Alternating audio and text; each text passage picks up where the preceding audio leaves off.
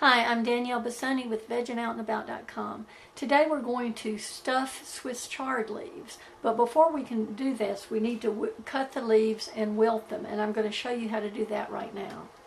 The first thing we do is we take these leaves that have been washed and we're going to cut off this thick end, and we're going to take and shave off some of the thickness in the middle stem so that it will wilt properly.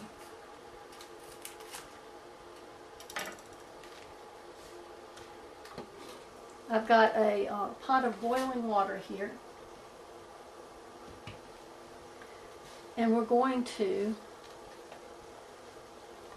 drop this into the boiling water, and I'm going to put the stem in first, and I'm going to push these leaves down, and they're just going to be in there just long enough to wilt these leaves. We don't want to cook them a lot. We just want to wilt them so they're nice and soft so they'll roll easily. And I'm going to hold the stem down in the water a little bit just to give it a little extra time. It'll want to float to the top. So we'll just, I think that's good enough. Then we'll take our little tongs and pull them out.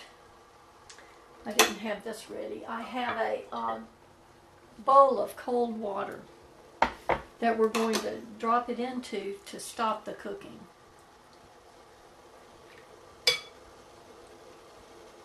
And we'll submerge it in that water. Okay. While that's cooling, we'll do another one. These leaves aren't in perfect condition, but they're as perfect as I'm going to get for this time of the year. We're going to shave that central leaf, taking care not to cut the surrounding leaves. And of course these have been washed. And we're going to submerge it in this hot water. And I got myself there, so be careful. And we'll only leave it for a few seconds. I'm going to take this one out, and I'm going to lay it over here to drain. And I'm going to take this one and put it into the cool water. Okay. We'll do another one. I'm going to do 4 because we're going to make 4 rolls. This will feed either 2 or 4 people depending on how hungry they are. And whether it's a side dish or a main dish. This one's turning out a little bit better. This is a nicer leaf.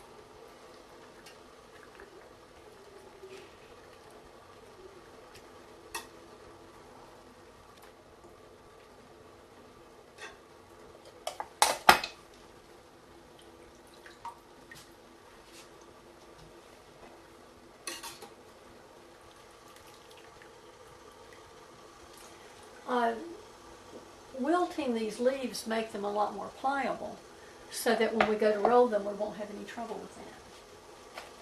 I'm going to spread these out to drain.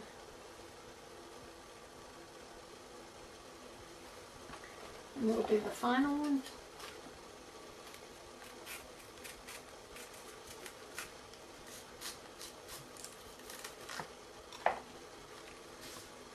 Take these ends of the stems and put them in your compost pile.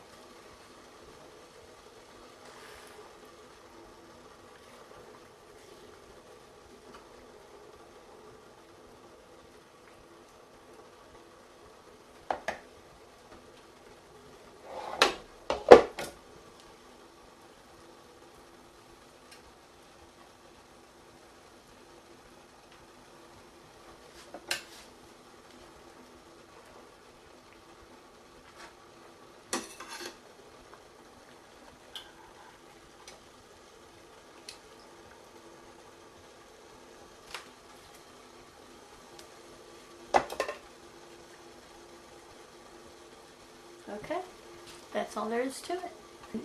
So it's as easy as that. Next we'll go to the next step where I'll show you how to stuff these Swiss chard leaves with potatoes for a wonderfully delicious meal. So we're going to stuff the Swiss chard leaves. So what we've done is we've taken the Swiss chard that we've just wilted, and we've patted it dry with a paper towel, and you take the end where you cut it, and this is the end that faces you.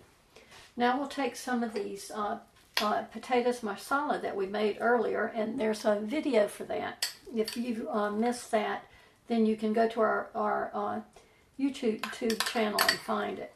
And we're going to add the, this is going to be our stuffing, the potatoes masala.